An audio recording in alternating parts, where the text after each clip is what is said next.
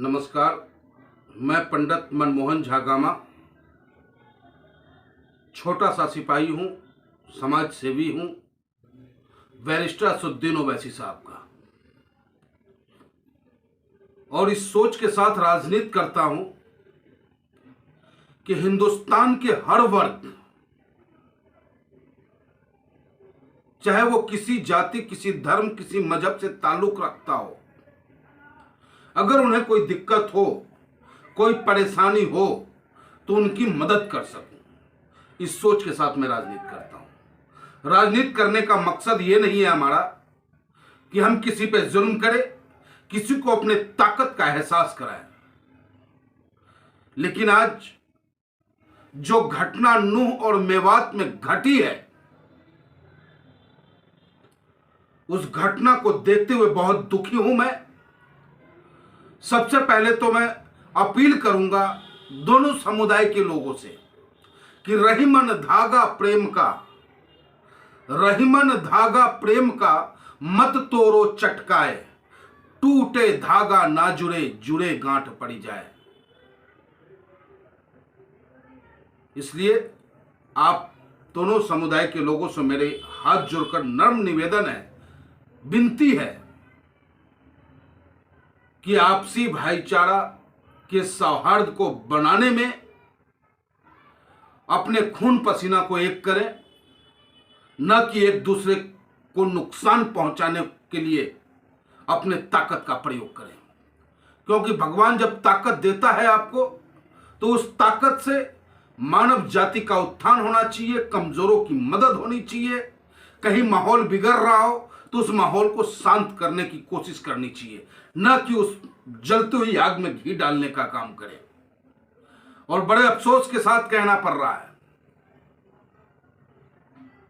कि जिस नूह हरियाणा में आज आपसी सौहार्द खराब होने की स्थिति में है, वहां भी सरकार भारतीय जनता पार्टी की है।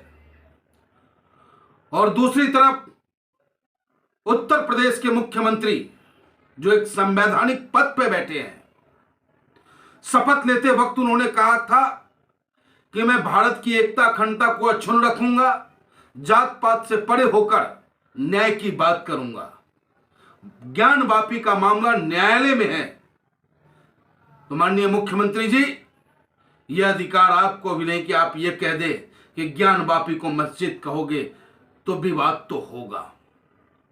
तो इतना कह देने मात्र से ही एक संप्रदाय अपने आप को दुखी और दूसरे समुदाय अपने आप को ताकतवर महसूस कर रहा है। तो ये अपने देश के लिए ठीक नहीं है। मुख्यमंत्री जी, आपका ये बयान बिल्कुल गलत है। हिंदुस्तान में जो लोग बाबा भीमराव अंबेडकर जी के संविधान में आस्था रखता होगा, वो बिल्कुल ही आपकी इन बातों से इत्तेफाक नहीं रखता और आपकी इस बातों का विरोध करेगा। अब ये संयोग है या प्रयोग है, पूछता है ऑल इंडिया मजलिस-ए इत्तेहादुल मुस्लिमीन दोनों प्रदेश के मुख्यमंत्री जी से, और कहना चाहता है अपने देश और प्रदेश के सभी वर्गों से कि साथियों, कहीं तनाव है तो पता चलता है कि उस राज्य में होने वाला चुनाव है। एक तो राज्य का चुनाव नजदीक, राजस्थान बराबर में, दूसरी तरफ 2024 लोकसभा की तैयारी है। मेरे भाई, इस भारतीय जनता पार्टी के कुचक्र से बचने का प्रयास करें आप लोग। जो संयोग और प्रयोग शब्द का हमने इस्तेमाल किया है कि उधर दंगा होता है, उधर आपसी भाईचारा तार तार होता है, और उत्तर प्रदेश की धरती पे उत्तर प्रदेश का मुखिया यह बयान देता हो कि जो ज्ञान वापी को मस्जिद बोलेगा तो विवाद होगा। इससे साफ पता चलता है कि यह भारतीय जनता पार्टी के एजेंडे में है। भारतीय जनता पार्टी आपसी भाईचारा को तोड़कर, भारतीय जनता पार्टी हम हिंदू और मुसलमान भाइयों को आपस में लड़ाकर पुनः सत्ता पे काबिज होना चाहता है। तो सबसे पहला अपील तो आप सभी लोग शांति का दान दें, आपसी भाईचारा को बना के रखें। मैं समझता हूं कि नूह के अंदर में 10 घर अगर मुसलमान है तो उसके बराबर में 2 घर हिंदू भी है, और निश्चित रूप से वो सुरक्षित होगा, क्योंकि कोई भी मजहब ये इजाजत नहीं देता है आपको कि आप किसी का कत्ल कर दे, किसी की पूजा पद्धति को नुकसान कर दे या किसी के ऊपर टीका टिप्पणी करें। और कहीं ना कहीं हरियाणा के अंदर में जो आज ये दंगा हुआ है, तो ये पूरी तरीके से फेलुअर है भाजपा की सरकार। और भाजपा की सरकार को फेलुअर तो क्या कहना, ये प्लानिंग कह लो आप इसे, क्योंकि ये चुनाव की तैयारी का मामला है मेरे दोस्तों। तो मेरे नौजवान साथियों, कैमरा कलम को साथ लेके चलने वाले मेरे पत्रकार बंधुओं, सच्चाई को लिखना, सच्चाई को खींचना और सच्चाई को समाज के सामने परोसना, जिससे जुल्म करने वालों पे सही कार्रवाई हो सके।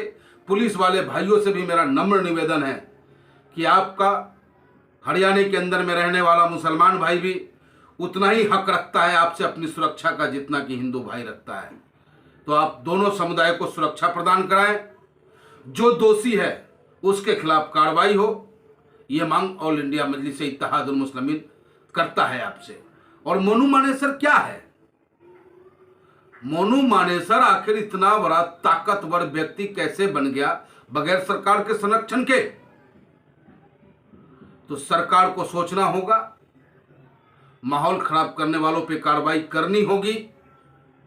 ये मांग ऑल इंडिया मजलिस-ए इत्तेहादुल मुस्लिमीन पुनः आपसे करता है और पुनः अपील करता है कि आपसी भाईचारा एकता को बनाए रखें। देश सुरक्षित तो हम सब सुरक्षित, भाईचारा सुरक्षित तो देश मजबूत। तो जय हिंद, जय भारत, हिंदुस्तान जिंदाबाद, संविधान जिंदाबाद, बैरिस्टर असदुद्दीन ओवैसी साहब जिंदाबाद, हिंदुस्तान की आवाम जिंदाबाद।